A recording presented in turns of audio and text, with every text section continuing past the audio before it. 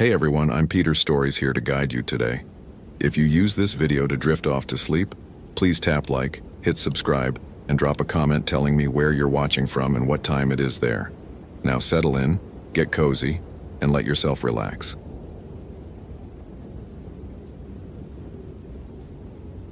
My name is Connor Williams, and I should have forgotten the case of Megan Foster. But something brought me back to that cursed forest, where reality itself seemed to unravel at the seams. It was October 15th, 2018, 3 months after Megan Foster had vanished without a trace from the Gifford-Pinchot National Forest, when I found myself driving my Ford F-250 down Forest Road 23 at 4:47 a.m. with nothing but black coffee and a gut feeling that wouldn't let me sleep. The case had been officially closed 2 weeks prior. No evidence, no leads, no body. But the dreams had started again. Dreams of a white wooden steeple piercing through Douglas fir branches, like a bone through flesh. My radio crackled to life as I passed mile marker 47. Unit 12, this is base. What's your 20?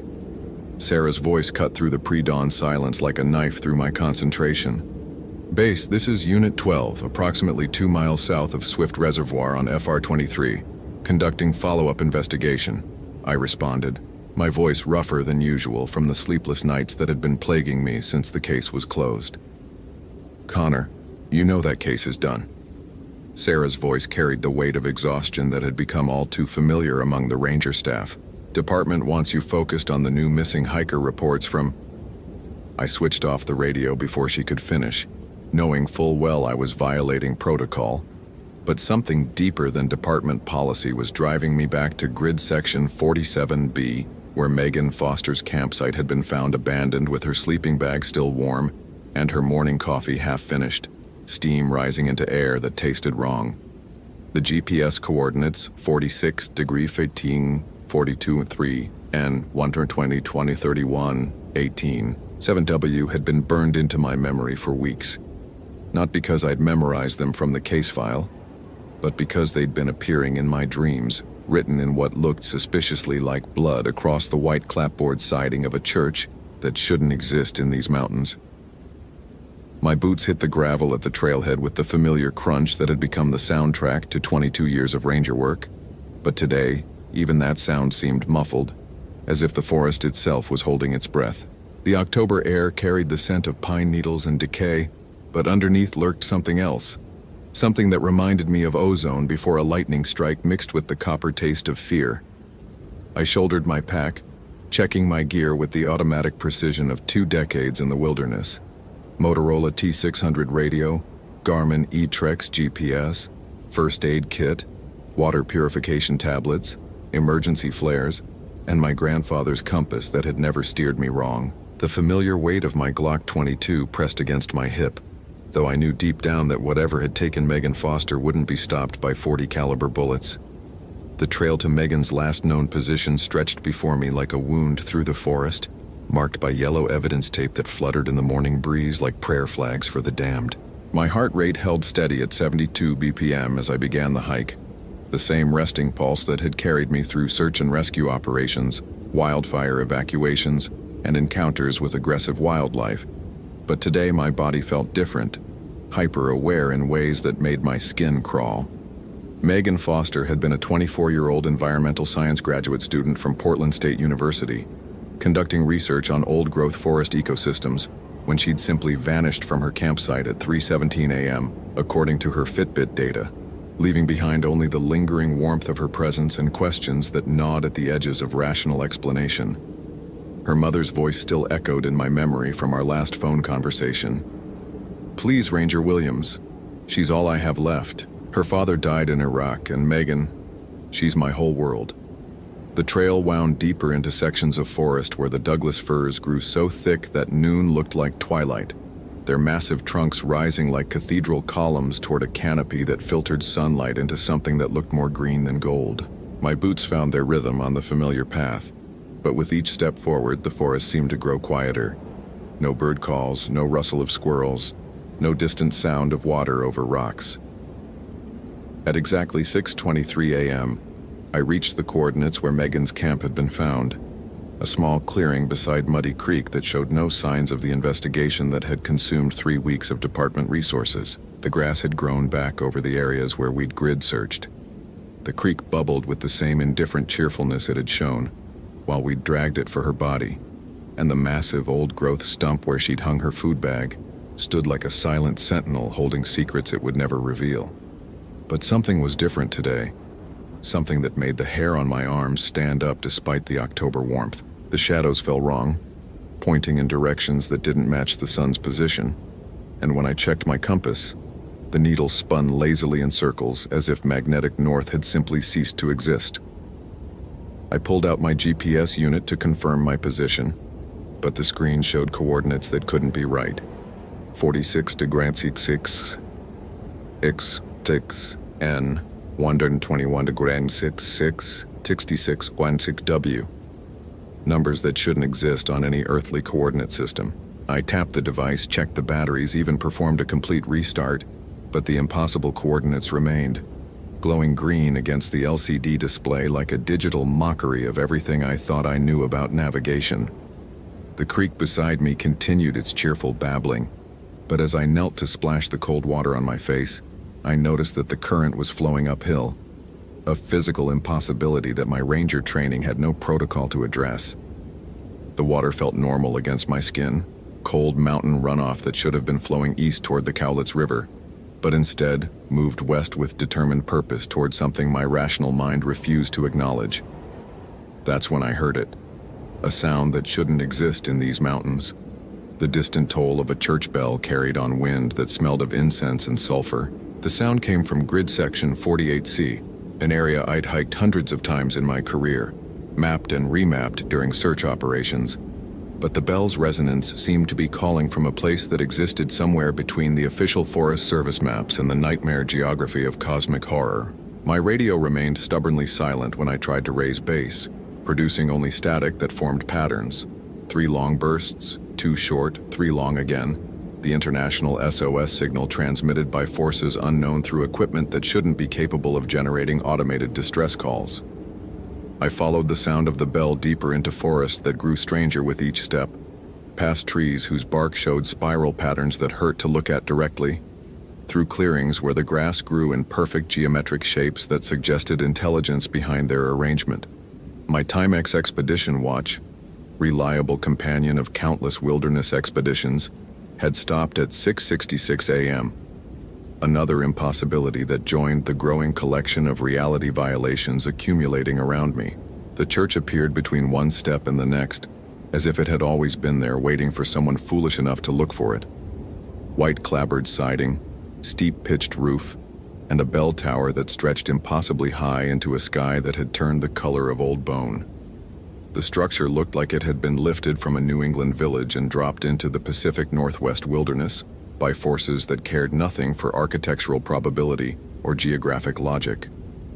My body temperature dropped 10 degrees as I approached the building, breath forming clouds in air that had been warm moments before, and every rational instinct screamed at me to turn around, call for backup, radio in my position, and wait for support that would never understand what I'd found. But Megan Foster's face stared at me from the missing person photo tucked in my shirt pocket, and her mother's desperate voice whispered through my memory. She's all I have left.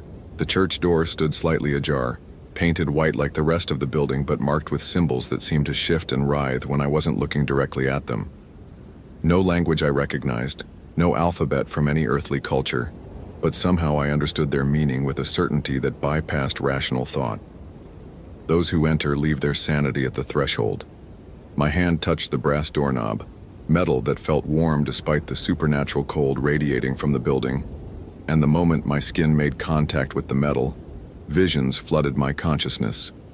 Megan Foster walking through this same door 3 months ago, her face twisted with an expression of religious ecstasy, as something beyond human comprehension called her name in voices that harmonized across dimensions. If this story is giving you chills, smash that follow button for more supernatural horror. What would you do in Connor Williams' situation? Comment below. Inside the church, pews arranged in perfect rows faced an altar that defied Euclidean geometry. its angles flowing into impossible curves that suggested space folded in on itself. The air tasted of ozone and copper, thick with an energy that made my teeth ache and my vision blur around the edges. Stained glass windows depicted scenes that had never appeared in any biblical text. Entities with too many eyes blessing congregations of humans whose faces showed the slack-jawed expression of minds broken by revelation. Megan Foster knelt at the altar, or something that had once been Megan Foster before cosmic truth had rewired her neural pathways into configurations that allowed her to perceive realities human brains weren't designed to process. She turned toward me with eyes that reflected infinite depth, pupils dilated so wide they seemed to contain entire universes. And when she smiled, I saw galaxies being born and dying in the spaces between her teeth. "Connor," she said, her voice harmonizing with itself across octaves that shouldn't exist. "I've been waiting for you to understand. The Forest Service maps only show 3 dimensions, but this place exists in 17. The thing that built this church isn't bound by the physical laws that govern your reality." My hand instinctively moved toward my radio, muscle memory attempting to call for backup that existed in a universe where churches didn't spontaneously manifest in mapped wilderness areas. But the device had transformed into something that looked like a cross between a Motorola T600 and a deep-sea organism with tentacles that pulsed in rhythm with my heartbeat. "The entity chose me because my research brought me close to understanding," Megan continued, her words accompanied by harmonics that resonated in frequencies below human hearing. "Environmental science teaches us about ecosystems, but it never explains the ecosystem that exists between dimensions. The predator-prey relationships that span realities your mind can't process." The altar behind her began to shift, wood grain flowing like liquid as something pressed against reality from the other side, trying to push through into our dimension with the patient persistence of geological time. The stained glass windows showed new scenes now. Connor Williams 22 years ago, fresh out of training, conducting his first search and rescue. Connor Williams marrying his wife Jennifer in 1998. Connor Williams holding his daughter Emma for the first time in 2003. "Your memories aren't stored in your brain," Megan explained, her form beginning to blur around the edges as if she existed simultaneously in multiple states of being. "They're recorded in the cosmic background radiation, accessible to entities that evolved beyond the need for linear time. It's been watching you, Connor, learning your patterns, understanding what makes you the perfect vessel." My .40 caliber Glock felt absurdly inadequate as I drew it with shaking hands, barrel trained on something that might once have been a missing graduate student, but now served as an avatar for forces that predated human civilization by eons. The trigger felt wrong beneath my finger, metal that had warmed to match my body temperature but somehow conveyed the impression of scales rather than steel. "Bullets won't help," Megan said with infinite patience, her voice now accompanied by sounds that suggested vast machinery operating in dimensions folded perpendicular to normal space. "The entity doesn't inhabit matter the way you understand it. It exists in the spaces between thoughts, in the pause between heartbeats, in the moment of transition between sleeping and waking, when your mind is most vulnerable to cosmic truth." The church walls began to breathe, clapboard siding expanding and contracting with a rhythm that matched my own respiratory patterns, and I realized with growing horror that the building wasn't separate from the entity.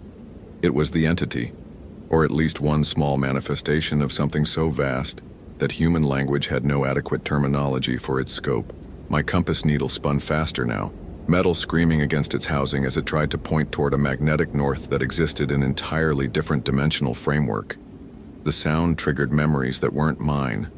Vast cities beneath ice sheets, civilizations that had thrived between stars, entities that fed on the quantum foam underlying reality itself. 22 years of searching for missing people, Megan observed, her form becoming more translucent with each word. But you never wondered why you always found them eventually, Connor. You never questioned your perfect success rate at search and rescue operations. The entity has been helping you, guiding you, preparing you for this moment when it would finally have use for someone who understands the wilderness better than civilization. My radio crackled to life without any input from me. Sarah's voice distorted through static that formed mathematical patterns. Unit 12. Your GPS shows impossible coordinates. Are you experiencing equipment malfunction? I tried to respond, but my voice emerged as harmonics that conveyed meaning beyond human language, words that described concepts my conscious mind couldn't comprehend, but my expanding awareness accepted with the resignation of the cosmically damned. The radio broadcast my response across frequencies that penetrated dimensions, calling entities whose names existed as colors that had no earthly equivalent. The altar split open like a flower blooming in reverse, revealing depths that stretched beyond the church's physical dimensions into spaces where geometry followed rules established by minds that considered Einstein's relativity to be primitive superstition. Something vast and ancient stirred in those depths, intelligence so alien that exposure to its thought patterns would rewrite human consciousness into forms capable of serving its incomprehensible purposes. The missing people weren't taken, Megan explained as her physical form began to dissolve into component frequencies, becoming a living radio transmission that broadcast across realities. They were recruited. The entity needs agents who understand human psychology, who can navigate social structures and convince others to approach the places where dimensional barriers grow thin. My reflection in the stained glass windows showed Connor Williams, but with eyes that held depths no human gaze should contain. Pupils dilated to accommodate light wavelengths that existed only in the spaces between normal photons. I was changing. Cellular structure reorganizing itself to process sensory input from dimensions my original biology couldn't access.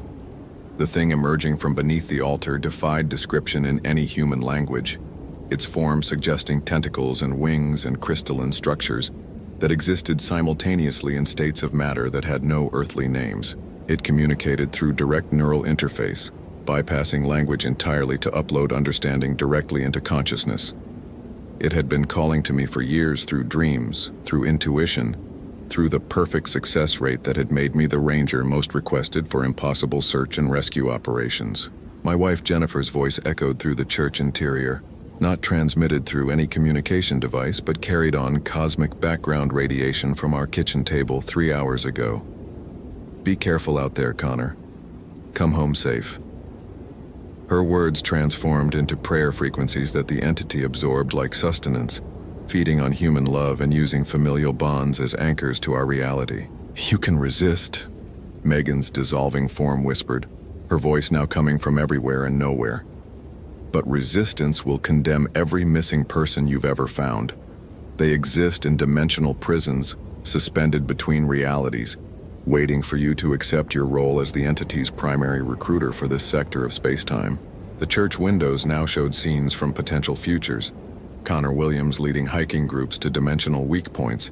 Connor Williams training new rangers who would unknowingly serve cosmic entities.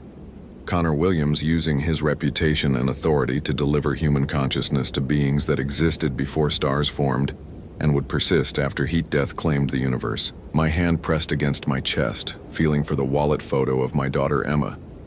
But my fingers found only empty pocket and the growing awareness that memories of human family were becoming translucent against the overwhelming reality of cosmic purpose.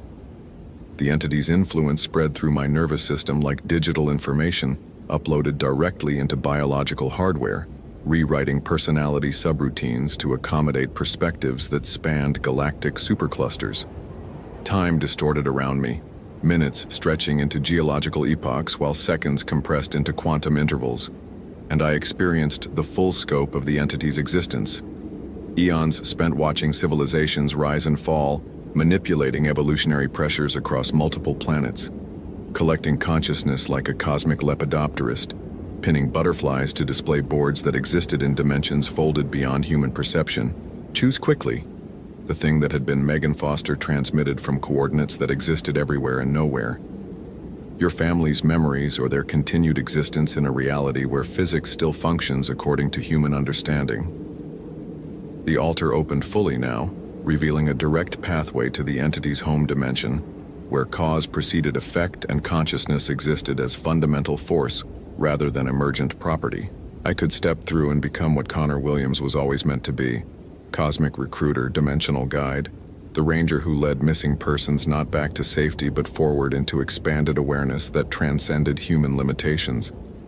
Or I could resist, condemning every person I'd ever rescued to eternal suspension between realities, while cosmic entities found alternative agents who lacked my intimate knowledge of human psychology and wilderness navigation. My radio transmitted coordinates one final time: 46 dig and 121 dig. The mathematical representation of everywhere and nowhere, the location that exists at the intersection of all possible dimensions.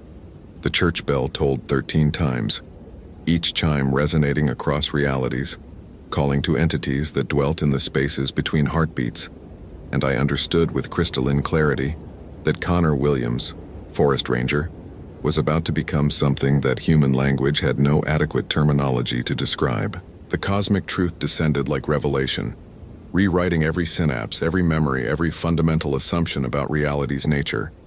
And as my consciousness expanded to accommodate perspectives that spanned eons, I realized that the missing person I'd been searching for wasn't Megan Foster. It was myself. Holy hell, that was intense. Did that ending blow your mind? Like, if you want more terrifying Ranger stories, follow for daily supernatural horror, and comment your theory about what really happened to Connor Williams and Megan Foster. I read every single one.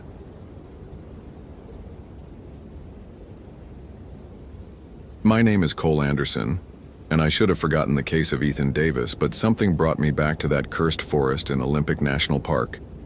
It was March 15th, 2018, and the manila folder containing Ethan's case file had been sitting in my desk drawer for 7 months, gathering dust like all the other unsolved disappearances. But this morning, when I opened that drawer to grab a pen, the folder was on top. I knew I hadn't moved it. The coffee in my thermos had gone cold hours ago, but I kept sipping it anyway as I drove the winding forest road toward the Hoh River Trail. My 2016 Chevy Silverado's GPS showed coordinates N47D5135.2, W123D5V512.8. The exact spot where Ethan Davis, a 23-year-old graduate student in environmental science, had last been seen on August 3, 2017. I'd memorized every detail of his case, every witness statement, every failed search grid. That's what my colleagues at the ranger station called my obsession with lost causes. They thought my academic approach, my research methods, my need to catalog and cross-reference every piece of evidence was just the nervous habits of someone who'd never learned to trust his gut instincts. They were wrong about that. My gut was screaming right now. The radio crackled with morning check-ins from other rangers. Unit 7, this is dispatch. Radio check. Unit 7, loud and clear. The familiar rhythm of ranger protocol felt reassuring until I remembered that 7 months ago, these same voices had coordinated the search for Ethan. 3 days of grid searches, helicopter sweeps, K9 units tracking scent trails that went nowhere. The official report listed him as missing, presumed deceased due to exposure or animal predation. But I knew better. I'd spent weeks after the search analyzing the evidence, creating spreadsheets, mapping anomalies. The way his trail just stopped. No signs of struggle, no blood, no torn clothing on branches. Just his smartphone found 2.3 miles from his last known position. The battery completely drained despite being at 78% when he'd last posted on Instagram. The Instagram post itself bothered me. A photo of the forest canopy with the caption, "Something feels off about this place, but I can't put my finger on it." I'd run that photo through every metadata analysis tool I could find. The timestamp showed 3:47 p.m., but the shadows in the image suggested it was taken closer to sunset. The GPS coordinates embedded in the photo didn't match the location where the phone was found. Small inconsistencies that the other rangers dismissed as technical glitches, but my academic mind couldn't let go. The truck's temperature gauge read 38 degrees, normal for March in western Washington, but as I turned onto the narrow dirt access road, the air conditioning seemed to kick in on its own. I reached over to turn it off, and my fingers brushed against the folder on the passenger seat. Inside was a new piece of evidence, a witness statement from a hiker named Margaret Chen who'd come forward just 3 days ago, claiming she'd seen Ethan on the day he disappeared. Margaret's story was what brought me back. She'd been hiking the Upper Loop Trail when she saw a young man matching Ethan's description talking to a middle-aged couple near the river crossing. The couple, she said, were offering to help him find a rare species of old-growth fungi he was researching. They seemed knowledgeable, friendly, concerned about his safety in the growing darkness. Margaret had thought nothing of it until she saw Ethan's missing person poster while visiting her dentist 7 months later. The couple Margaret described matched no one from our original witness interviews. Harold and Janet Morrison, she thought she'd heard them say, though she wasn't certain. They'd claimed to be retired biology professors, mentioned having a cabin nearby where they'd be happy to share their research on local mycology.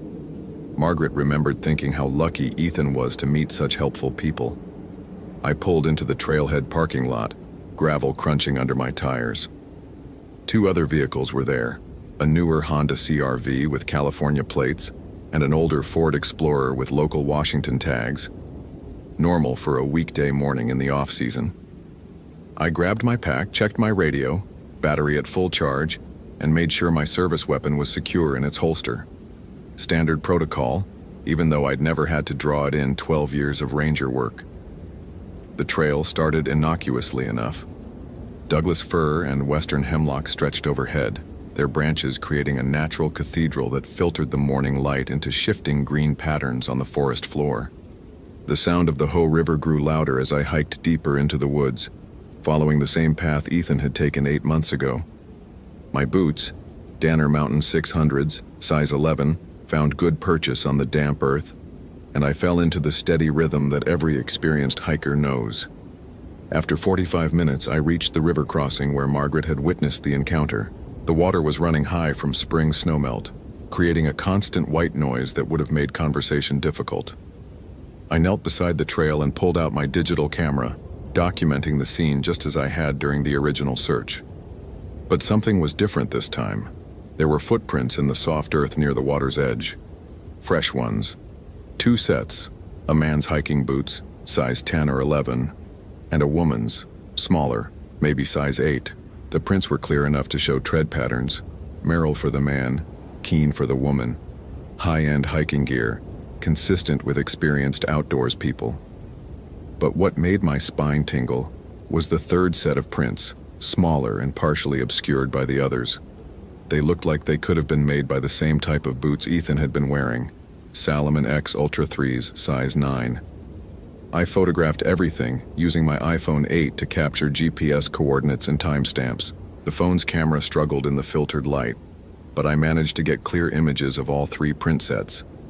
As I worked, a strange smell began to permeate the area. Something like ozone mixed with decay, as if lightning had struck very close by. But the sky overhead was clear, pale blue between the canopy gaps. The river crossing itself consisted of several large fallen logs that formed a natural bridge. During Ethan's disappearance, these logs had been slick with moisture and algae, making them treacherous to cross.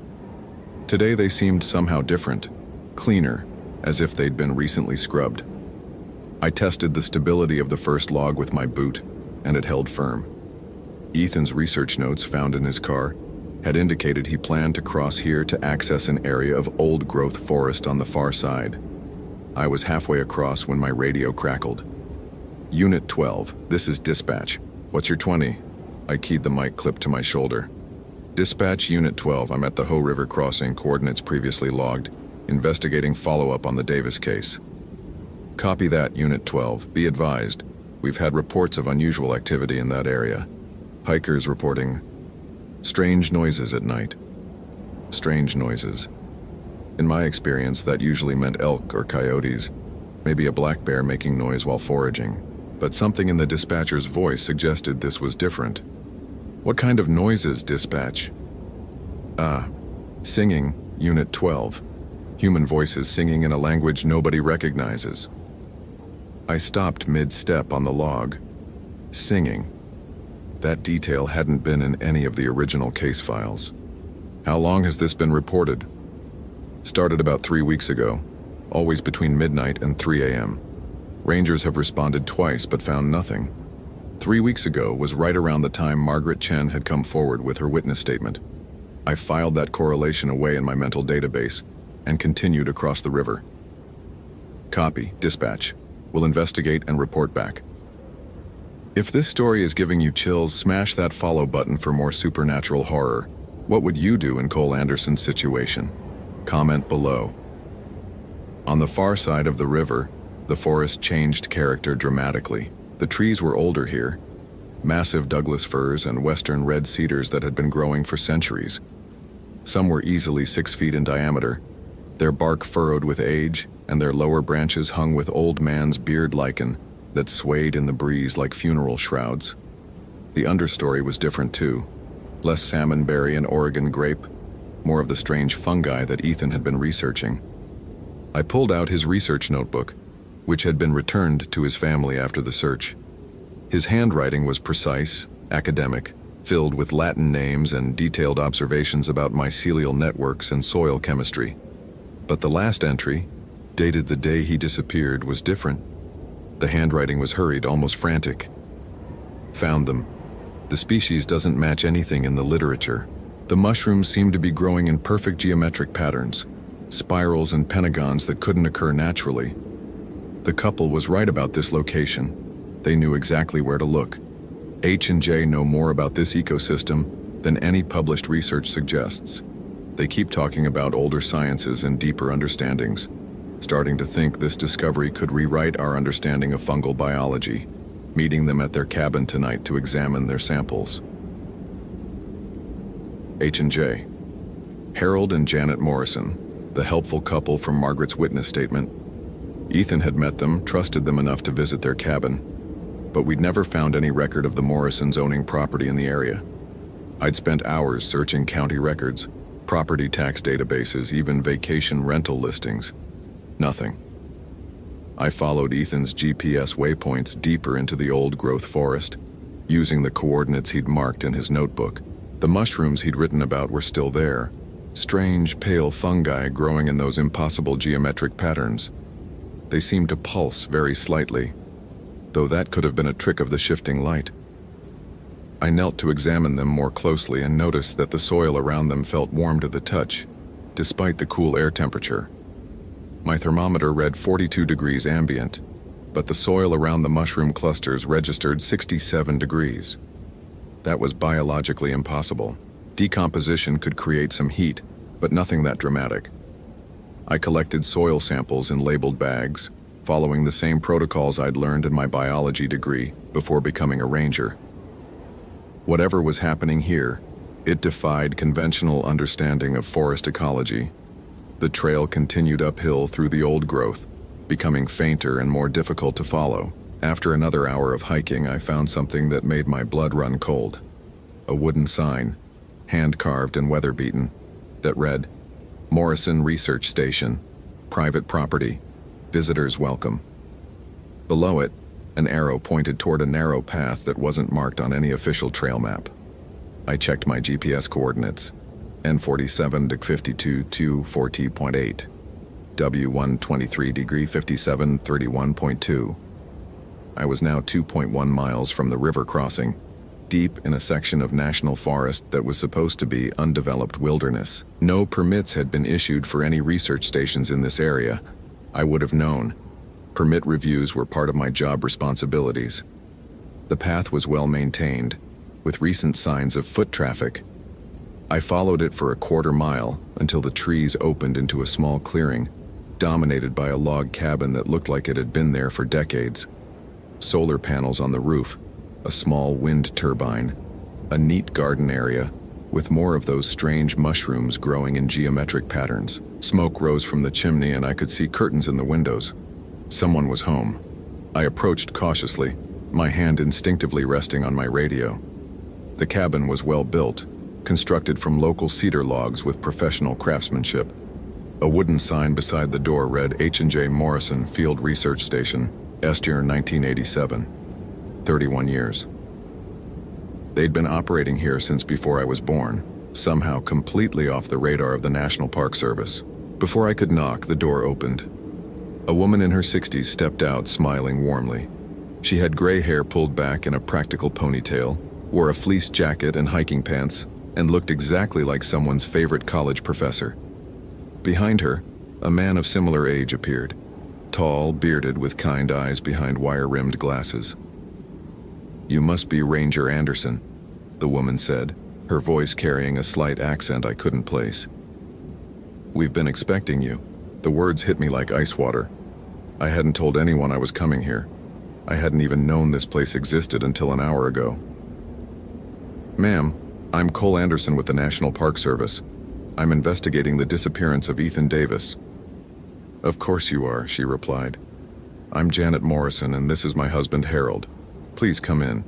We have a lot to discuss." Against every instinct screaming in my head, I followed them inside. The cabin's interior was like a natural history museum crossed with a graduate school laboratory. Specimen jars lined the walls, filled with fungi and plant samples I didn't recognize. Books in multiple languages covered every available surface, not just English and Spanish, but scripts that looked ancient and unidentifiable. Computer equipment hummed quietly in one corner, displaying data that scrolled too quickly for me to read. "Tea?" Harold asked, gesturing toward a seating area arranged around a massive stone fireplace. "It's a blend of local herbs, very restorative." "No, thank you." I remained standing, keeping my distance from both of them. "I need to ask you about your interaction with Ethan Davis on August 3rd of last year." Janet settled into a chair that looked hand-carved from a single piece of wood. Poor Ethan. Such a bright young man, so eager to understand the deeper mysteries of the forest. What happened to him? Harold joined his wife, moving with a fluid grace that seemed odd for a man his age. "He found what he was looking for, Ranger Anderson. The question is, are you prepared to find what you're looking for?" The temperature in the room seemed to drop 10 degrees. My breath began to mist slightly, even though the fire was crackling merrily in the hearth. "I'm looking for answers about a missing person. That's all." "No," Janet said softly. "That's not all.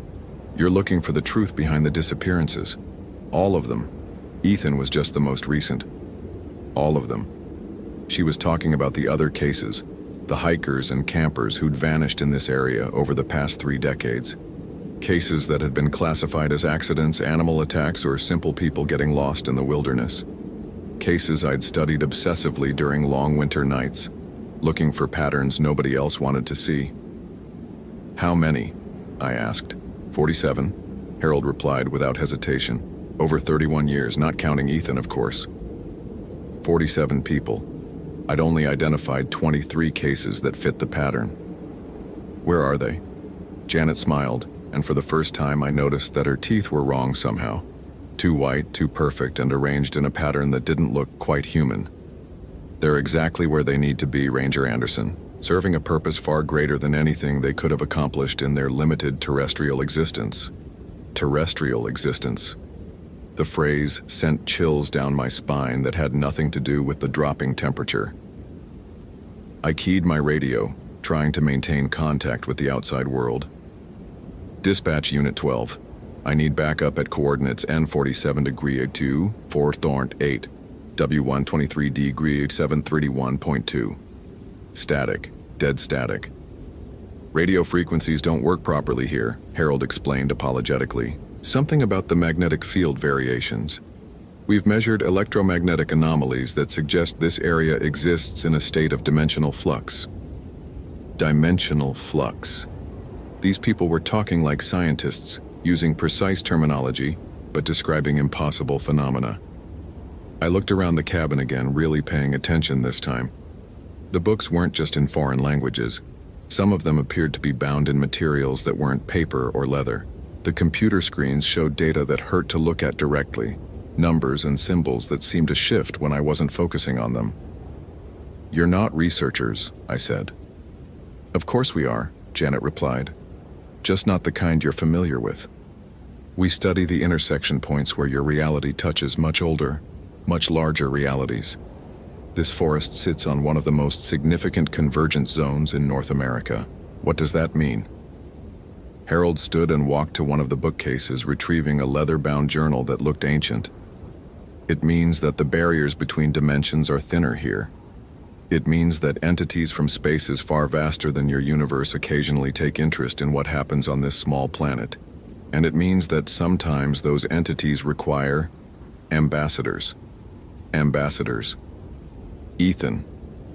Ethan volunteered, Janet said, once he understood the magnitude of what we were offering him. The chance to transcend human limitations, to become part of something infinite and eternal. To serve purposes that span millions of years across distances your species can't even conceive. The room was definitely getting colder now, and the light from the fire was beginning to take on a strange quality, more purple than orange, casting shadows that moved independently of the flames. I could hear something now too, very faintly, singing. Human voices, but in harmonies that sounded wrong, using intervals that made my teeth ache. The singing, I said. Other rangers have heard it. The awakening ceremony, Harold explained. It takes time for human consciousness to adapt to non-Euclidean thought patterns. The singing helps with the transition. Non-Euclidean thought patterns. I was an educated man. I had degrees in biology and environmental science. But these concepts were beyond anything I'd encountered in academic literature. Yet somehow, on a level deeper than rational thought, I was beginning to understand what they were talking about. And that understanding was the most terrifying thing I'd ever experienced.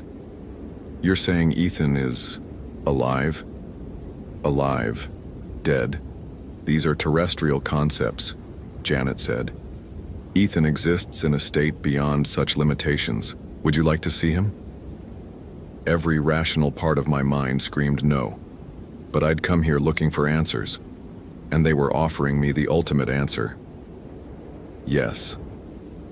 Harold opened the ancient journal to a page covered in symbols that seemed to writhe and shift on the paper. As he began to read aloud in a language that predated human speech, the temperature plummeted further. Frost began forming on the windows despite the fire, and the singing grew louder. Not from outside, but from somewhere above us, or below us, or from a direction that didn't exist in normal three-dimensional space. The air in the center of the room began to shimmer like heat waves rising from summer asphalt. But this was cold, so cold that my breath came out in thick clouds. The shimmer intensified, and I could see something taking shape within it. A human figure, but elongated, stretched across geometries that my eyes couldn't properly process. "Ethan?" I whispered. The figure turned toward me, and I saw his face, recognizable as the young man from the missing person photographs, but changed. His eyes held depths that seemed to contain galaxies. When he smiled, I could see that his teeth had been replaced with structures that looked like crystalline formations. When he spoke, his voice came from multiple directions at once. "Cole," he said, and the sound of my name spoken in that impossibly layered voice nearly drove me to my knees. "I've been waiting for you to understand. The universe is so much larger than we thought, so much older, so much more beautiful. What happened to you?" "I was chosen," Ethan replied, his form shifting slightly, becoming more translucent. "Just as you're being chosen now. The entities that exist in the spaces between spaces need representatives in your reality, ambassadors who can help prepare your species for the next phase of cosmic evolution. The next phase of cosmic evolution." The words hit me with the force of revelation, and suddenly I understood why I'd been drawn back to this case, why the folder had moved itself to the top of my drawer, why my radio had failed at exactly the right moment. This wasn't chance or coincidence. I was being recruited. "The other missing people," I said. "They're all serving," Harold confirmed, "across multiple dimensions, working to bridge the gap between human consciousness and cosmic awareness. It's the greatest honor any terrestrial being could hope for." The singing was becoming overwhelming now, a harmonic complexity that seemed to resonate in my bones. I could feel my perception starting to shift, reality becoming more fluid around the edges. The cabin's walls were beginning to look transparent, revealing glimpses of vast spaces beyond. Star fields that moved in impossible patterns, geometric structures that stretched across light years. "I need to leave," I said, but my voice sounded weak and uncertain even to my own ears. "Do you?" Janet asked. "Or do you need to finally stop running from the truth you've always sensed? You've spent your entire career studying the forest, cataloging its secrets, looking for patterns. You've always known there was something more, something your colleagues couldn't see. This is your chance to transcend the limitations of human understanding. She was right. Part of me had always known that the forest held secrets beyond conventional biology. The way certain clearings felt different, as if the air itself was charged with invisible energy. The way some trails seemed to loop back on themselves despite clear GPS readings. The way animals avoided specific areas without any apparent reason. "My family," I said, grasping for something to anchor me to normal reality. "My wife, my daughter." "We'll understand," Harold said gently. "In time. As humanity evolves toward cosmic consciousness, everyone will understand. Your sacrifice will help prepare the way for their eventual transcendence." The word sacrifice jolted me back to awareness. Not choice or opportunity. Sacrifice. I forced myself to look away from Ethan's transformed figure, to focus on concrete details. My watch read 2:47 p.m., but I'd entered the cabin just after noon. Either I'd lost track of time, or time itself was functioning differently here. I grabbed for my radio again, knowing it wouldn't work, but needing the familiar weight of it in my hand. "Dispatch, Unit 12, emergency backup requested." Nothing but static, but in that static, I thought I could hear voices, other rangers calling my name, searching for me. The real world was still out there, still trying to reach me. "Cole," Ethan said, his multi-layered voice becoming more insistent. "You have to choose now. The window is closing." "What window?" "The convergence," Janet explained. "It only occurs at specific intervals, when the dimensional barriers are at their thinnest. The next opportunity won't come for another 7 years. 7 years. I thought about my daughter, Emma, who was 6 years old and obsessed with butterflies. In 7 years, she'd be 13, a teenager dealing with high school and first crushes and all the normal crises of human adolescence. I thought about my wife, Sarah, who still left little notes in my lunch bag after 8 years of marriage. I thought about the ranger station, my colleagues who gave me grief about my obsessive research methods, but always had my back when things got dangerous. "I choose to go home," I said. The temperature in the room plummeted so suddenly that ice crystals began forming in the air. The singing became discordant, angry, filled with harmonies that made my ears ring and my vision blur. Harold's kind expression shifted into something that wasn't quite human, and Janet's perfect smile revealed teeth that were definitely not human. "That's unfortunate," Harold said, his voice now carrying overtones that seemed to come from somewhere deep underground. "We'd hoped you would make this choice willingly." "Willing participants adapt better to the transformation," Janet added. "But the entities we serve are not particularly concerned with human preferences." Ethan's figure was becoming more solid, and I could see that his transformation was far more extensive than I'd initially realized. His limbs had been elongated and jointed in ways that defied human anatomy. His skin had taken on a translucent quality that revealed structures underneath that might have been organs, or might have been something else entirely. "I'm sorry, Cole," he said, and there was genuine regret in that impossible voice. "But the work is too important. Humanity's evolution can't be delayed by individual resistance." I backed toward the door, but it wouldn't open. The handle turned, but the door itself seemed to be sealed by some force beyond normal physics. The windows showed only darkness now, despite the fact that it was mid-afternoon. We were no longer entirely in normal reality. "The process is actually quite beautiful," Janet said, rising from her chair with fluid movements that suggested her human appearance was entirely superficial. "Human consciousness expands to encompass cosmic awareness. Physical form adapts to function across multiple dimensional states. Pain is temporary, but the transcendence is eternal." I drew my service weapon, a Glock 22 that I'd qualified with every year for 12 years but never fired outside of training. The sight of it made Harold laugh, a sound like wind through dead trees. "Ballistics are largely irrelevant in non-Euclidean space," he said, "but if it makes you feel better, by all means." I aimed at the door instead of them, hoping that conventional physics still applied to some degree. The gunshot was impossibly loud in the confined space, but the bullet simply stopped in midair about 2 feet from the barrel, hanging suspended like it had hit invisible glass. Interesting, Janet observed. The projectile exists in a quantum superposition between kinetic and static states. Harold, are you recording this? They were studying me. Even as they prepared to transform me into something inhuman, they were treating it as a research opportunity. The clinical detachment in their voices was somehow more terrifying than open malevolence would have been. Ethan approached me, his elongated limbs moving with predatory grace. Don't fight it, Cole. I fought, and it just made the process more painful. Acceptance leads to enlightenment. I looked around the cabin desperately, searching for anything that might help. The books, the computers, the specimen jars. Everything here was wrong, existing in the spaces between normal reality and something far stranger. But there, on a shelf near the fireplace, I saw something that didn't belong. A standard National Park Service emergency beacon, the kind every ranger carried for true emergencies. You kept souvenirs, I said.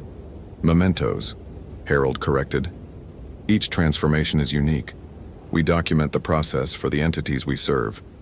47 mementos. 47 people who'd trusted these false good Samaritans and paid the ultimate price. I lunged for the beacon, knowing it was probably useless, but needing to try something. As my fingers closed around it, I felt a jolt of electricity that seemed to come from the device itself.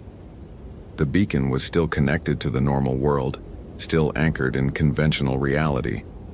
When I activated it, the emergency signal punched through whatever was distorting space around the cabin. Somewhere out there, real rangers with real radios would receive a GPS location and a distress call. The effect on the Morrisons was immediate and dramatic. They both screamed, not human sounds, but harmonics that shattered every piece of glass in the cabin. Their human appearances began to dissolve, revealing something underneath that my mind couldn't fully process. Geometries that existed in too many dimensions. Organic structures that followed mathematical principles beyond terrestrial biology. You have no idea what you've done, the thing that had been Janet said, its voice now coming from multiple mouths arranged in patterns that hurt to look at. The convergence cannot be interrupted. The entities will not tolerate interference. The cabin was coming apart around us, reality reasserting itself in waves that made the walls flicker between solid and transparent. Through the windows, I could see normal daylight returning, normal forest, normal physics. But the process was violent, chaotic, like two different universes trying to occupy the same space. Ethan's transformed figure was becoming unstable, his elongated form stretching and distorting as the dimensional barriers strengthened. "Cole," he called out, his voice fading across impossible distances. "Tell them I chose this. Tell them it was beautiful." The beacon in my hand was getting hot, its signal punching through realities that weren't meant to intersect. I could hear helicopters in the distance, search teams responding to the emergency call. The normal world was coming to find me. The last thing I saw before the cabin collapsed into itself was Harold and Janet, no longer human, no longer entirely present in our reality, looking at me with expressions that combined disappointment, respect, and something that might have been fear. "This isn't over," Harold said as his form dispersed into angles that existed in spaces between spaces. "The entities are patient. The convergence will come again." Then I was lying in a clearing full of normal trees under a normal sky, clutching an emergency beacon that was beeping steadily. My watch read 3:15 p.m. I'd been missing for 3 hours and 15 minutes, but it felt like days. The helicopter found me 20 minutes later. The search team included rangers I'd worked with for years, paramedics who checked me for injuries, even a psychologist who asked gentle questions about what I'd experienced. I told them I'd gotten lost, fallen, and hit my head, experienced some confusion and disorientation, standard wilderness emergency. But I kept Ethan's notebook, and I kept the soil samples I'd collected from around those impossible mushrooms. And late at night, when my family was sleeping, I researched the things Harold and Janet had told me about dimensional convergences and cosmic entities and the evolution of human consciousness. The research led me to papers published in obscure journals by scientists who'd vanished shortly after their work appeared. It led me to mathematical proofs that described geometries beyond three-dimensional space. It led me to archaeological evidence of structures that shouldn't exist according to conventional history. It led me to the understanding that the Morrisons were telling the truth. 7 years. They'd said the next convergence wouldn't happen for 7 years. It's been 6 years and 11 months since I escaped that cabin that shouldn't exist. The missing person reports have stopped. No mysterious disappearances in Olympic National Park since Ethan Davis. But I know that's not because the entities have given up. It's because they're waiting. I've tried to warn people. I've filed reports that disappear from official databases. I've contacted researchers who stop returning my calls. I've reached out to families of the missing, only to discover that most of them have no memory of their lost relatives. Reality is being edited around the edges, prepared for something larger.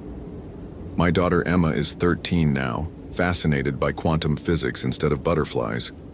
Sometimes I catch her staring at the sky with an expression of longing that terrifies me. My wife Sarah has started having dreams about vast spaces between stars, and she wakes up speaking in languages that don't exist. The convergence is coming, and I'm the only one who remembers why that should terrify us all. But I also remember Ethan's words, "Tell them it was beautiful." Part of me, the part that spent years studying patterns nobody else could see, searching for truths beyond conventional understanding, wonders if the Morrisons were offering genuine transcendence, if the cosmic entities they serve really are guiding humanity towards some form of evolution that our limited terrestrial consciousness can't comprehend. 7 years to decide whether I'll fight the convergence or surrender to it.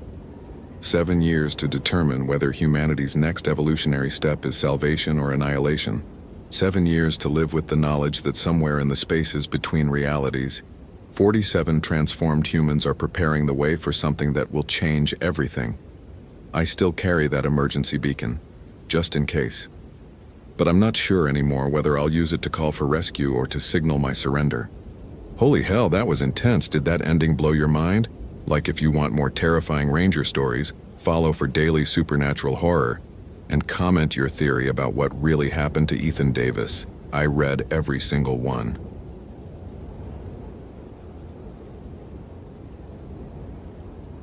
My name is Will Carter, and at 6:47 a.m. my radio crackled with the call that would change my life forever. Unit 7, we have a code yellow at Cascade National Forest.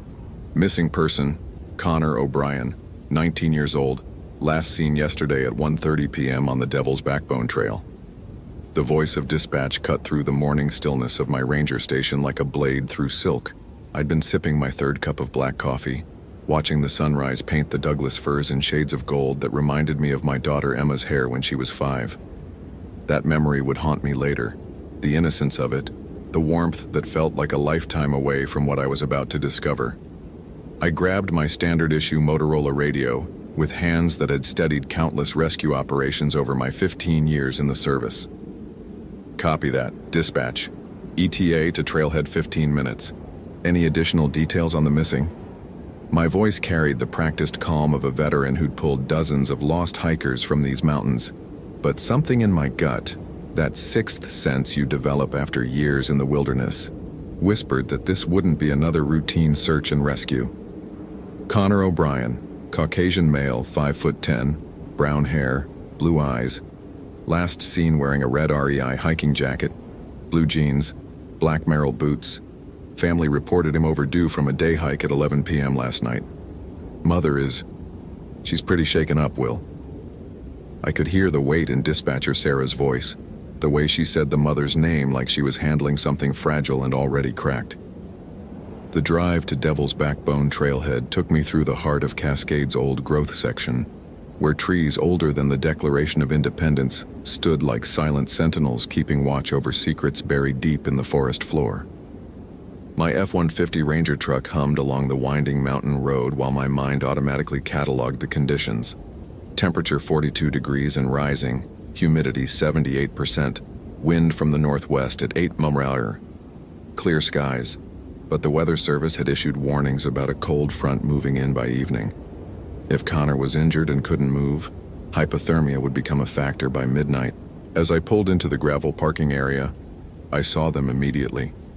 The family cluster huddled around a silver Honda Civic with Washington plates, their faces carrying that particular strain of terror that comes when someone you love vanishes into the wilderness. Connor's mother, Patricia O'Brien, looked like she'd aged 10 years overnight, her graying hair disheveled and her green eyes red-rimmed from crying and caffeine. His father, Frank, stood with the rigid posture of a man fighting to maintain control while his world crumbled around him. The sight hit me harder than it should have. Emma was only 2 years younger than Connor, and the thought of her lost in these woods made my chest tighten, with a fear I hadn't felt since she was small enough to wander away at the grocery store. "Ranger Carter?" Patricia's voice broke as she approached, clutching a photo of Connor so tightly her knuckles had gone white. "Please, you have to find our boy. He's a good kid, responsible. He wouldn't just disappear." The photo showed a young man with an easy smile and his mother's green eyes, wearing a University of Washington sweatshirt. Normal. Innocent. The kind of kid who helped old ladies with their groceries and called his parents every Sunday. I took the photo with steady hands while my trained eyes scanned the trailhead area for any obvious signs. "When did you last speak with Connor, Mrs. O'Brien?" My voice carried the reassuring authority that families needed to hear, even as I noticed something that made my skin crawl.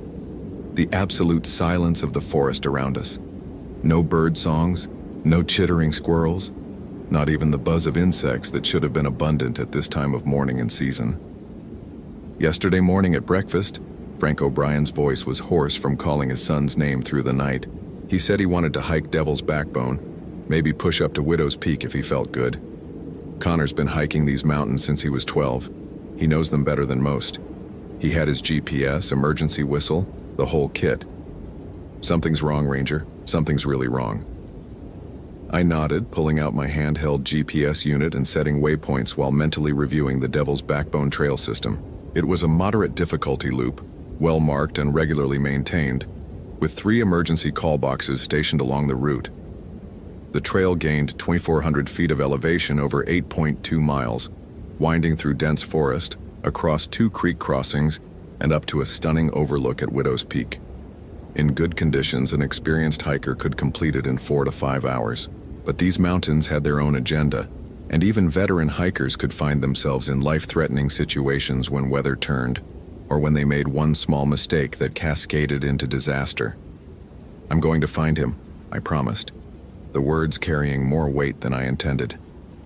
Patricia O'Brien's face crumpled with relief and renewed tears, and I felt the familiar burden of a family's hope settling on my shoulders like a lead blanket. "I'll radio in every 30 minutes with updates. Stay here by the trailhead, and if Connor comes out on his own, call dispatch immediately." The first mile of Devil's Backbone Trail passed through second-growth forest, the path well-defined and marked with the familiar brown and yellow trail blazes that had guided thousands of hikers safely through these woods. My boots, worn Danner Acadias that had carried me through dozens of searches, found their rhythm on the packed earth trail, each step raising tiny puffs of dust that caught the morning sunlight filtering through the canopy. But with each step deeper into the forest, the wrongness I'd felt at the trailhead intensified, like walking into a house where you know someone has died, but can't yet smell the decay. At 8:15 a.m., I reached the first waypoint, a wooden bridge crossing Cascade Creek where the clear mountain water should have been babbling over moss-covered rocks. Instead, I found the creek running strangely quiet, its usual cheerful gurgle muted to an almost conspiratorial whisper. I knelt beside the water and noticed something that made my experienced tracker's instincts flare. Fresh boot prints in the soft earth beside the creek, size 10 or 11, with the distinctive tread pattern of Merrill hiking boots. Connor's boots, based on the description his parents had given me. But there was something else. Something that made me radio dispatch with hands that weren't quite as steady as they should have been. Unit 7 to base. I've got boot prints at the Cascade Creek crossing, consistent with our missing person. But Sarah, there's another set of prints here. Small ones. Like a child's feet, but... I paused, studying the impressions more carefully. These prints are too perfect, too deep for a child's weight, and they're following Connor's trail. The response crackled back through increasing static. Copy. Unit 7. Any sign of the missing person himself? Negative. Continuing search. We'll report at next waypoint. I clipped the radio back to my belt and stood, studying the trail ahead with eyes that had seen things in these mountains that most people wouldn't believe. The small footprints bothered me more than I wanted to admit, not just because they were anomalous, but because something about their perfectly preserved state in the soft earth suggested they'd been made recently. Very recently, like whoever or whatever made them was still nearby, watching me examine their trail. The second mile of trail climbed steadily through old-growth timber, where massive Douglas firs and western red cedars created a cathedral-like canopy that normally filled me with the peaceful reverence I'd felt since my first day as a ranger. Today, those same trees felt oppressive, their shadows deeper and more angular than they should have been, their massive trunks creating blind spots that my paranoia insisted were hiding something just out of sight.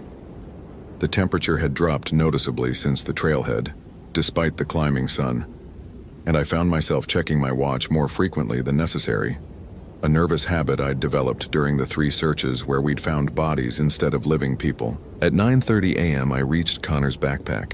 It sat propped against a large boulder beside the trail, positioned so perfectly upright that it looked like Connor had simply set it down for a rest break and would return any moment. But the pack was open, its contents spilled across the surrounding area with a randomness that suggested a struggle, or something worse. Connor's water bottles lay empty beside a granola bar that had been torn open and scattered, its contents mixing with pine needles and forest debris in a way that looked almost ritualistic. His emergency whistle hung from a nearby branch, swaying slightly in a breeze I couldn't feel, creating a tiny metallic chiming that sounded like wind chimes in a graveyard. I photographed everything with my department-issued digital camera before disturbing the scene, my training overriding the growing dread that was settling in my chest like a physical weight. Connor's wallet was still in the pack, along with his car keys and cell phone, a newer iPhone that should have had good battery life. When I powered it on, the screen showed 17 missed calls from Mom and 12 from Dad, each timestamp a marker of his family's growing panic as the hours stretched on without word. But it was what I found beneath Connor's scattered gear that made my hands shake as I keyed my radio. A child's doll, maybe 18 inches tall, with a porcelain face that had been beautiful once, but was now cracked down the middle with hairline fractures that created a spiderweb of damage across features that seemed to shift and change when I wasn't looking directly at them. The doll wore a faded blue dress that might have been pretty 50 years ago, before time and weather had turned it into something that belonged in a horror movie. Its eyes, glass marbles the color of stormy skies, seemed to track my movements with an intelligence that made my combat-trained instincts scream warnings I'd learned to trust during my tour in Afghanistan before I became a ranger. Unit 7 to base. Emergency priority. My voice was steadier than it had any right to be. I've located Connor O'Brien's backpack at coordinates 47.7211 again, 121.1530 Wowmdig W, approximately 2.4 miles up Devil's Backbone Trail. Pack appears to have been disturbed. No sign of Connor, but Sarah, there's something else here, something that doesn't belong. If this story is giving you chills, smash that follow button for more supernatural horror. What would you do in Will Carter's situation? Comment below. The static-filled response took longer than usual. Copy, Unit 7. Do you need backup? Sheriff's Department can have a team to your location in 45 minutes. I stared at the doll, which seemed to be staring back with an intensity that made my skin crawl. Every rational part of my brain insisted it was just porcelain and cloth, an old toy someone had lost or discarded years ago. But 15 years of experience in these mountains had taught me to trust my instincts, and my instincts were screaming that this thing was not just a doll. It was something else wearing a doll's shape. Something that had been waiting in these woods for the right person to find it. Something that had found Connor first. Negative on backup for now, I heard myself say, though I wasn't sure why I was declining help. I'm going to continue tracking. Connor's trail continues up the mountain. I'll call if I need assistance. As I spoke, a gust of wind moved through the forest, The first real breeze I'd felt all morning, and the doll's dress rustled with a sound like whispered secrets. When the wind died, I could have sworn the doll had shifted position slightly. Its head tilted at a different angle. Its cracked face turned more directly toward me. The rational part of my mind insisted it was just the wind, but the part of me that had survived combat and mountain rescues knew better than to dismiss the impossible when lives were at stake. I left the doll where I'd found it and continued up the trail, following Connor's boot prints and the increasingly strange small footprints that seemed to dance around his path like a child playing tag with someone much larger. But with each step away from the doll, I felt a crawling sensation between my shoulder blades, as if something was watching me retreat, as if something was following. The third mile of trail took me into terrain that should have been familiar. I'd hiked this section dozens of times during routine patrols and guided tours. But today, the landscape felt subtly wrong, as if someone had taken a photograph of the forest and altered it just enough to make me question my memory. Trees I remembered as straight seemed to lean at impossible angles. Rocks that should have been weathered gray appeared darker, their surfaces slick with moisture despite the dry morning air. The trail itself seemed to curve more sharply than it should, leading me deeper into shadows that felt too dense for the position of the sun overhead. At 10:45 a.m., I found Connor's hiking jacket. It hung from a low branch about 30 feet off the trail, the bright red REI logo like a beacon against the dark green of the forest. But Connor would never have wandered that far from the path, especially not to hang his jacket so carefully on a branch that required climbing to reach. The jacket hung with an almost ceremonial precision, its arms spread wide as if Connor had been crucified in fabric and left as a marker for anyone who might follow his trail. When I retrieved the jacket, I found it was completely dry despite the heavy dew that had soaked everything else in the forest. More disturbing, it smelled wrong, not like the familiar sense of hiking and honest sweat, but like something sweet and cloying, like flowers left too long in a vase until they began to rot. Inside the jacket's pockets, I found Connor's emergency supplies, energy bars, fire starting kit, basic first aid materials, everything a responsible hiker carries, abandoned like props in a play where the actor had simply walked off stage mid-performance. But it was what I found pinned to the inside of the jacket that made my blood run cold. A child's drawing, executed in crayon with the shaky hand of someone very young. The drawing showed a stick figure man standing beside a much smaller figure, a little girl in a blue dress with long dark hair, but the little girl's face had been scribbled over with black crayon until it was just a dark smudge, and red crayon had been used to draw lines extending from her stick figure hands toward the man. Lines that looked disturbingly like claws. At the bottom of the drawing, in the careful block letters of a child just learning to write, were the words, "Dolly wants to play." I photographed the drawing and the jacket before radioing my location to dispatch, but as I spoke into the radio, the static grew so intense that Sarah's responses became increasingly garbled. Unit 7, bzit. Losing you, bzz. Weather moving in faster, bzz. Back up en route. The transmission dissolved into white noise that sounded almost like children's laughter, high and sweet, and completely devoid of innocence. When I tried to call back, my radio was completely dead. The silence that followed was absolute. No static, no electrical hum, nothing but the oppressive quiet of a forest that had been holding its breath for hours. I checked my cell phone and found no signal, despite being in an area that usually had decent coverage. My GPS unit was still functioning, showing my coordinates and the route back to the trailhead, but the electronic compass was spinning wildly, unable to find magnetic north in a landscape that seemed to be actively fighting against navigation. I was officially alone in the wilderness with a missing person whose trail was leading deeper into territory that felt less like the mountains I'd served for 15 years, and more like the setting of every nightmare I'd had since childhood. But Connor O'Brien was somewhere ahead of me, and his parents were waiting at the trailhead with the kind of desperate hope that only family members can carry. So I continued climbing, following boot prints that seemed to be leading me towards something that was waiting in the heart of the forest. At 11:30 a.m., I heard Connor screaming. The sound came from somewhere higher up the mountain, beyond a ridge that blocked my view of the trail ahead. But it wasn't the scream of someone injured or lost. It was the scream of someone experiencing pure, absolute terror. The kind of fear that breaks something fundamental in the human psyche and leaves only animal panic behind. The scream cut through the morning air like a chainsaw through silk, then stopped so abruptly that the silence afterward felt like a physical blow. I ran. My 15 years of search and rescue training took over, my body moving up the steep trail with a desperate efficiency that burned my lungs and turned my legs to fire. Branches whipped across my face and tore at my uniform, but I barely felt them as I crashed through underbrush and scrambled over fallen logs, following the sound of that terrible scream like a beacon guiding me toward something I wasn't prepared to face. When I crested the ridge, I found Connor. He was standing in a small clearing about 50 yards ahead, his back to me, perfectly motionless. Still alive, apparently uninjured, but something about his posture, the absolute stillness, the way his head was tilted slightly to one side, made me stop running and approach with the caution I'd learned during my military service. Something was wrong with this picture, wrong in a way that made every survival instinct I possessed scream warnings. "Connor?"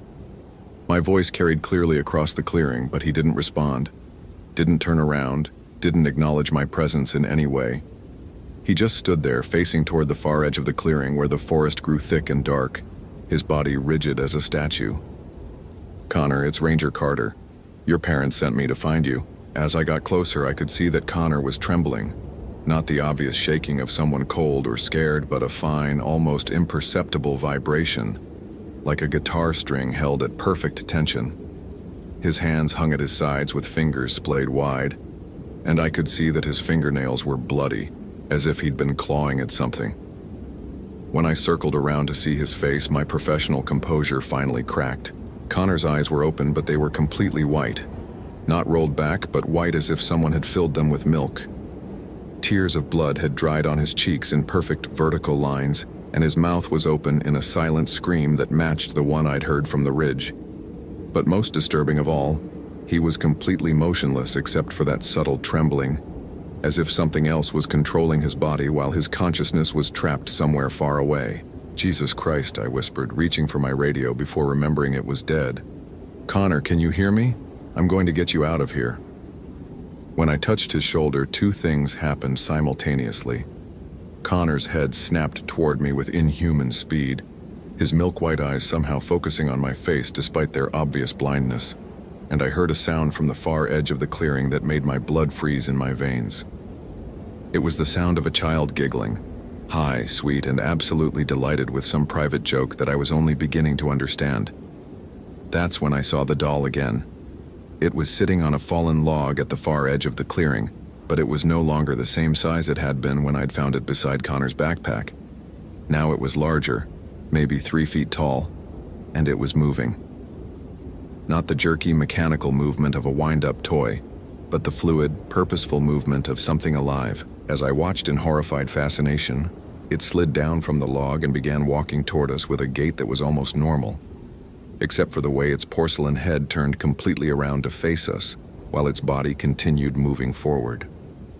The doll's cracked face had changed too. The spiderweb fractures had shifted and deepened, creating a pattern that looked disturbingly like a face beneath the face, something ancient and malevolent peering out through the broken porcelain.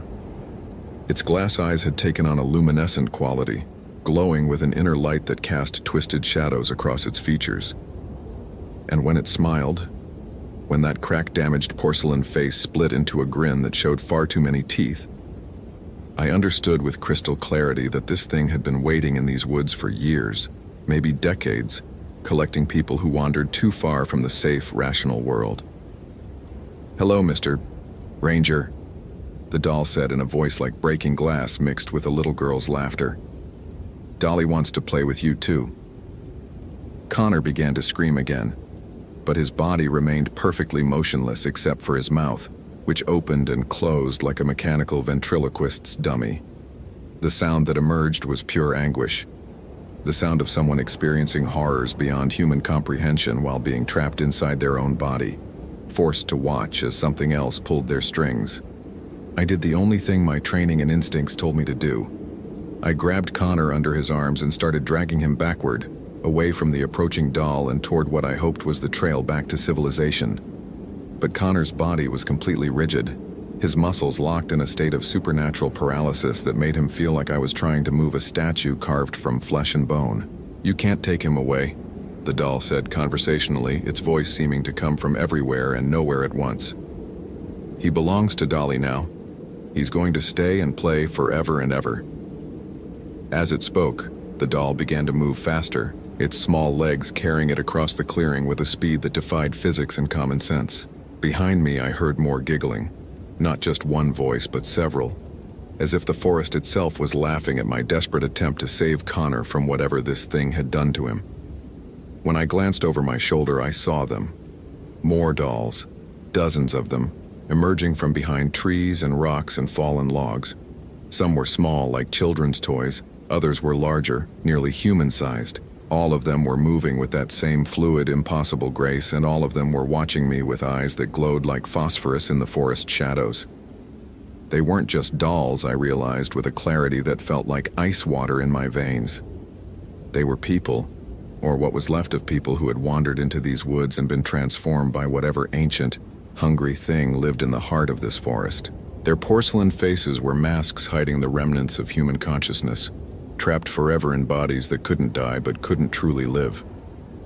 Connor's weight suddenly vanished from my arms as he stood up on his own, but his movements were wrong, too smooth, too coordinated, as if invisible strings were controlling his body. When he turned to face me, his milk-white eyes had taken on the same phosphorescent glow as the doll's, and his smile was too wide, stretching his lips until they cracked at the corners and began to bleed. "Don't be scared, Mr. Ranger," Connor said in a voice that was still his own but carried harmonics that sounded like breaking china. "It doesn't hurt after the first few minutes.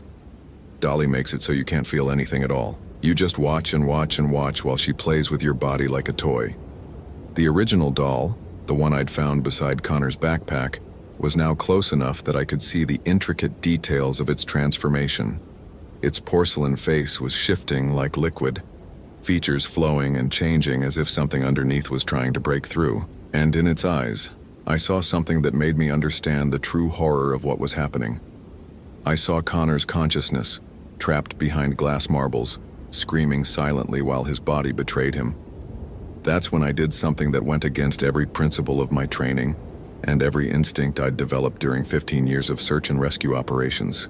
I turned and ran, leaving Connor standing in that clearing with the growing circle of dolls closing in around him like predators surrounding wounded prey.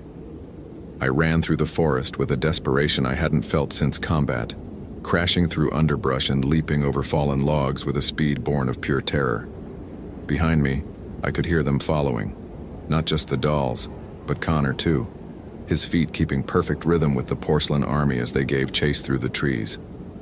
Their laughter echoed through the forest like wind chimes in a hurricane, sweet and musical and absolutely inhuman.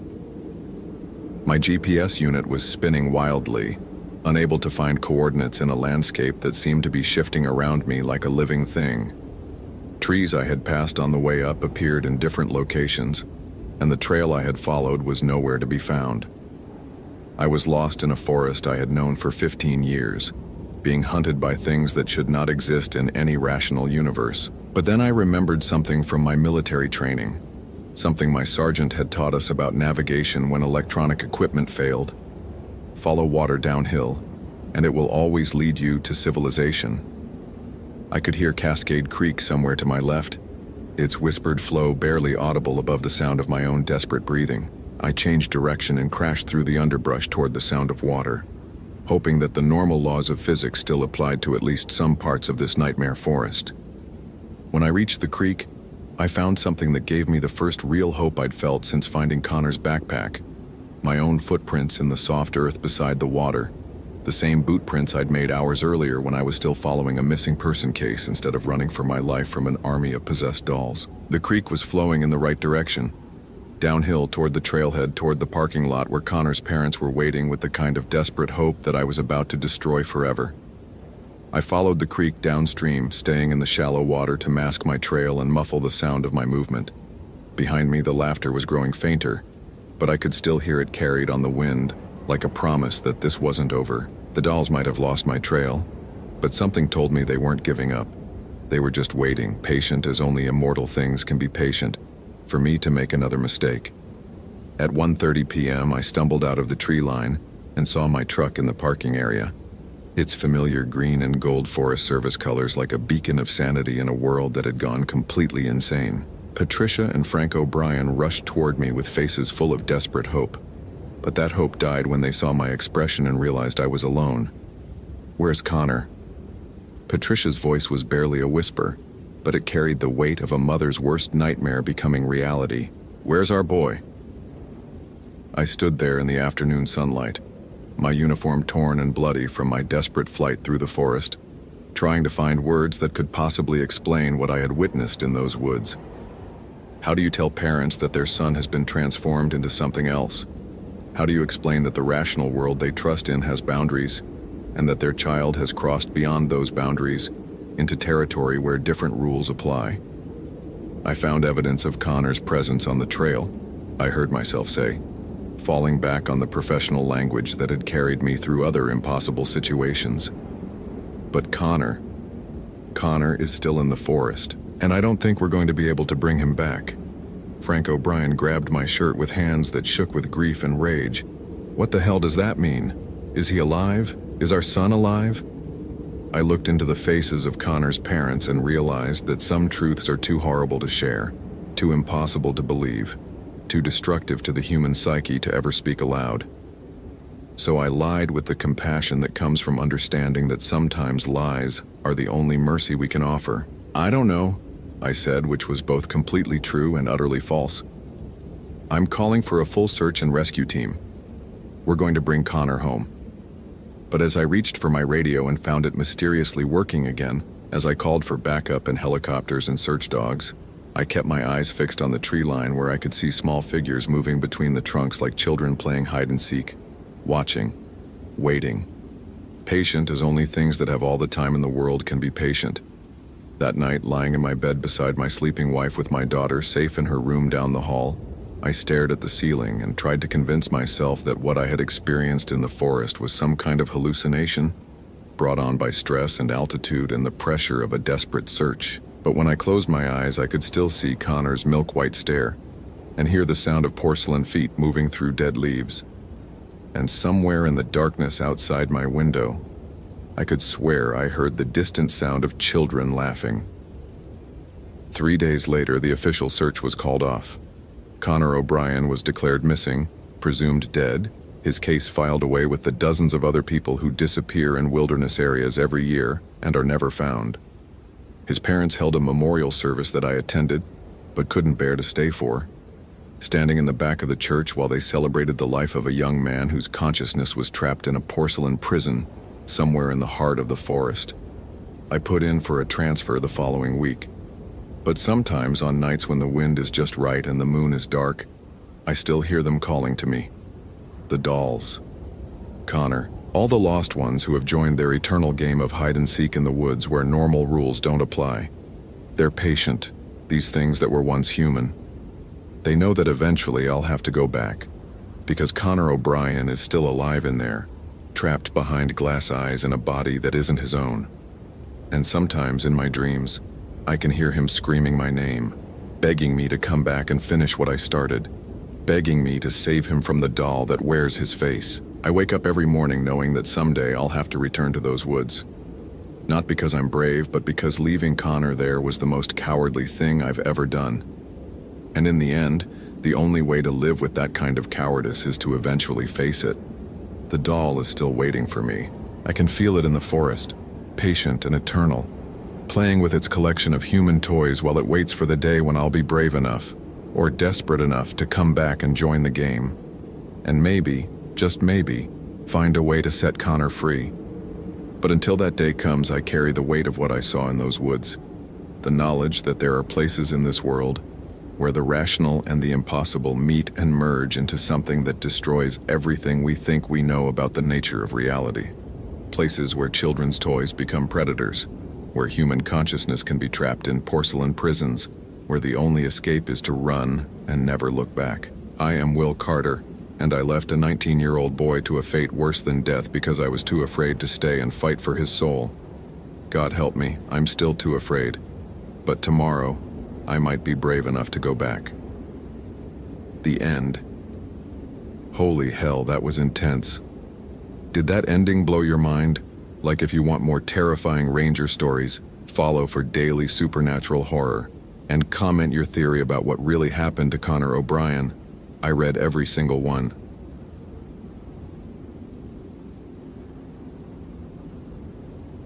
My name is Tommy Briggs, and the broken voice of Kevin Walsh's mother on the phone still echoes in my head. Please, Ranger Briggs, she had sobbed at 11:47 p.m. on a Tuesday night in October 2018. You're our last hope. Everyone else has given up. They say Kevin, they say he's dead. But I know he's not. A mother knows, you understand? Please, just look one more time. I should have said no. Should have explained that after 2 weeks of intensive searching in the Washington Cascade Mountains, involving helicopters, tracking dogs, and over 100 volunteers, the chances of finding Kevin Walsh alive were statistically 0. At 23, Kevin was an experienced climber who knew these trails better than most rangers. If he had vanished without a trace, something was deeply wrong. But then I thought of my own Sarah, 8 years old, sleeping safe in her bed with her stuffed bear, and my wife Emma saying her nightly prayers. I thought about how I would feel if it were Sarah who was lost, and some ranger told me it was statistically unlikely to find her. I'll look, Mrs. Walsh, I said, hearing my own voice as if it came from someone else. Tomorrow at sunrise. What I didn't know then was that Kevin Walsh had disappeared in the exact same area where in 1966 a group of hippies had attempted to invoke what they called the Ancient One during a psychedelic drug ritual that ended with 3 deaths and 2 disappearances. The ranger station files mentioned only substance-related accidents, but retired Ranger Bill Hendricks had told me different stories when I was a rookie. Stories about things that shouldn't exist, trapped in places that shouldn't be found. I woke at 4:30 a.m. that Wednesday, kissed Emma's sleeping forehead and whispered, "I love you," like I always did. She mumbled something about being home for dinner. Our little tradition. I checked on Sarah one last time, her angelic face illuminated by her unicorn nightlight, and felt that familiar stab of paternal love that motivated me to be the best ranger possible. My Garmin eTrex 30X showed 5:47 a.m. when I parked at the Lost Creek trailhead, coordinates 47.751 on Wadigan, 121.1, 309 W. Temperature was 34 degree, with dense fog predicted for midday. My Kelty Red Cloud pack weighed exactly 31 pounds, water for 2 days, energy bars, first aid kit, survival knife, emergency sleeping bag, and my Motorola XPR 6580 radio. Base, this is Unit 17. I spoke into the radio at 6:15 a.m., my breath creating vapor in the cold air. Beginning independent search in Kevin Walsh LKP area. ETA return 1800 hours. Copy Unit 17, responded dispatcher Jessica's tired voice. Maintain contact every 2 hours. And Tommy, be careful out there. There was something in her voice, a hesitation I couldn't decipher. The trail started normal. My Danner Mountain 600 boots found solid purchase on the wet stones, and the familiar smell of Douglas firs and damp moss filled my lungs. But as I went deeper into the forest following the GPS coordinates of Kevin's last confirmed sighting, I began to notice wrongness. First, it was the birds, or rather, the absence of them. In 13 years as a ranger, I had never experienced such complete silence, not even the whisper of wind in the treetops. The air felt too thick, like I was breathing through wet cotton. At 8:23 a.m., I found the first anomaly. The trail simply changed. I was following a well-marked path I'd known for years, but suddenly the tree blazes were different. Instead of the traditional white diamond marks, there were symbols I couldn't identify. Interlocking circles with lines that seemed to move when I looked directly at them. I checked my GPS. It still showed the correct coordinates, but the trail on screen didn't match what I was seeing. I shook the device thinking electronic interference, but it was functioning perfectly. That's when I received the first text from Emma. "Honey, I know you're working, but Sarah had a nightmare about you. Said you were in a dark place where Daddy couldn't get out. Please text me when you can. Love you." My throat tightened. Sarah had always been sensitive, but she'd never had specific nightmares about my work. "Base, Unit 17, I said into the radio. "Reporting normal position, continuing search." Static. I tried again. More static. I checked my phone. No signal, which was strange because this area normally had at least 2 bars of Verizon coverage. I kept walking, but the wrongness was intensifying. The trees seemed taller than they should be, their trunks twisting at angles that hurt my eyes. The sunlight filtering through the canopy had taken on a sickly green tint, and shadows fell in directions that defied the sun's position. At 9:45 a.m., I found Kevin's backpack. It was hanging from a tree branch about 15 feet off the ground, perfectly intact. No tears, no signs of struggle, just hanging there like someone had carefully placed it. My pulse spiked as I used my emergency rope to climb up and retrieve it.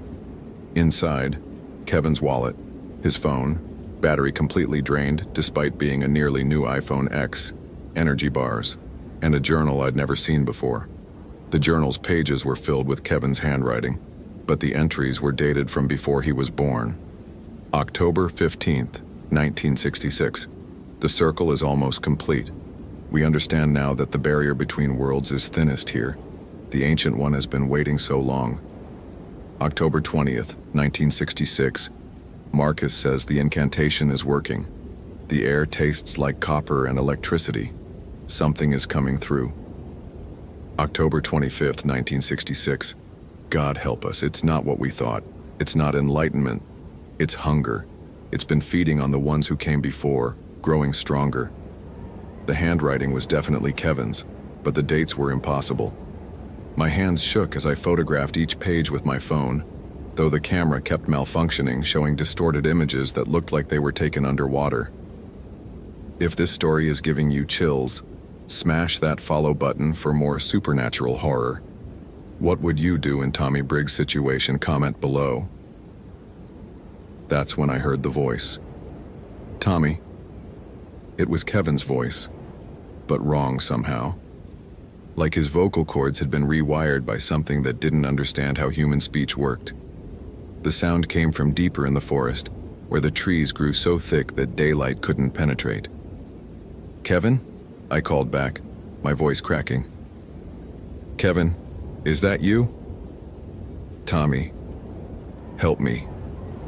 I followed the voice, my rational mind screaming that this was a trap while my heart pounded with the hope that maybe, just maybe, I could bring Kevin home alive. I thought of his mother's broken voice, of the promise I'd made. The deeper I went, the more reality began to slip. My Garmin started showing impossible coordinates, negative elevations, longitudes that didn't exist. The trees around me weren't just tall anymore. They stretched up into a sky that had turned the color of old blood. And in the distance, barely visible through the unnatural fog, I could see lights. Not electric lights, something older, wrong, pulsing with a rhythm that matched my heartbeat. "Tommy, I found it. The place where they opened the door." Kevin's voice was coming from the lights now, but underneath it I could hear something else. A sound like static, like the universe tearing at its seams. I received another text from Emma, though my phone showed no signal. "Sarah's fever is getting worse. She keeps saying Daddy is in the hungry place. Please come home." My legs felt like lead, but I kept walking toward the lights. The journal in my pack seemed to be getting heavier, and when I glanced at it again, more pages had appeared. Pages covered in symbols that hurt to look at directly, mathematical equations that described geometries that shouldn't exist. That's when I saw the clearing. It was perfectly circular, about 50 yards across, and the grass inside was dead. Not autumn dead, but wrong dead, like it had been drained of something more fundamental than life. In the center stood 7 stone pillars arranged in a heptagon, each one carved with the same writhing symbols I'd seen on the trees. And suspended between the pillars, held by threads of what looked like crystallized light, was Kevin Walsh. He was alive. I could see his chest rising and falling, but his eyes... Christ, his eyes were completely black, like someone had filled them with oil. His mouth was moving, forming words I couldn't hear, but I could feel them in my bones. ancient words that made my teeth ache and my vision blur. "Kevin." I ran toward the clearing, but stopped dead when my foot touched the border. The world inverted. For a split second, I wasn't Tommy Briggs anymore. I was something vast and hungry, something that had been waiting since before humans learned to make fire. I felt the weight of eons, the bitter cold of spaces between stars, the gnawing hunger for something I couldn't name. I understood, in that moment of cosmic horror, that I was looking at reality from the perspective of the thing that had been imprisoned here in 1966. The demon wasn't a demon at all. It was something far worse, a fragment of consciousness from a universe where the laws of physics operated on principles that would shatter human sanity. It had been trying to expand its foothold in our reality for 52 years, feeding on anyone who wandered too close, growing stronger. And Kevin? Kevin wasn't being held prisoner. He was being converted, transformed into a conduit that would allow the entity to fully manifest in our world. I staggered backward, vomiting violently as my perspective snapped back to human scale. The wrongness of what I'd experienced made every cell in my body scream in protest. My phone buzzed with one final message from Emma. "Tommy, I don't know if this will reach you, but Sarah just woke up. She said to tell you that love is stronger than hungry places. Come home to us."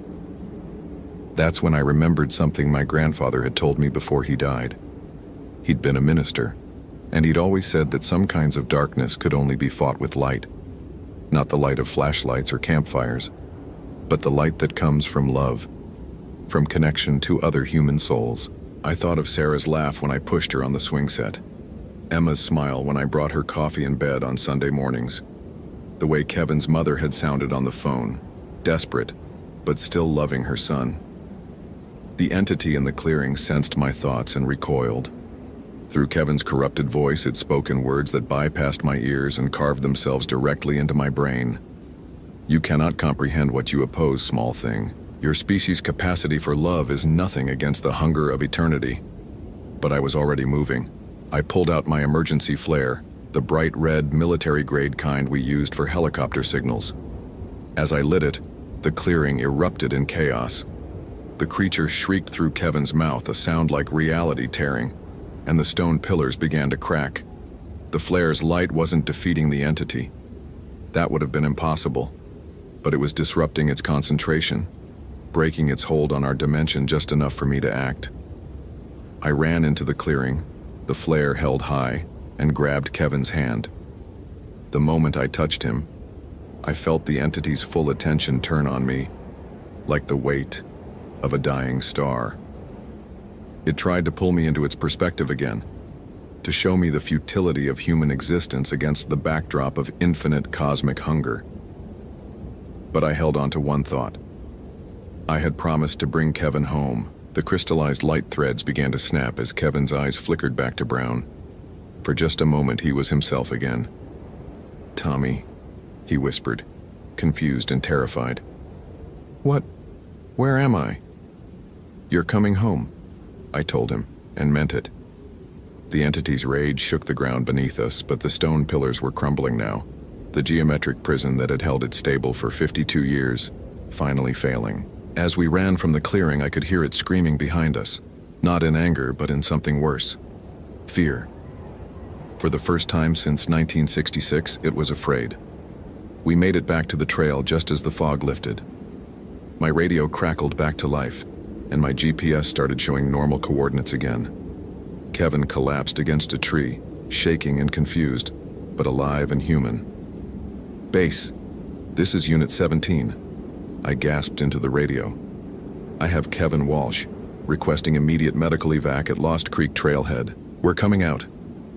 The helicopter reached us 45 minutes later. As the paramedics loaded Kevin onto a stretcher, he grabbed my arm with surprising strength. "It's not gone, Tommy," he whispered urgently. "I can still feel it.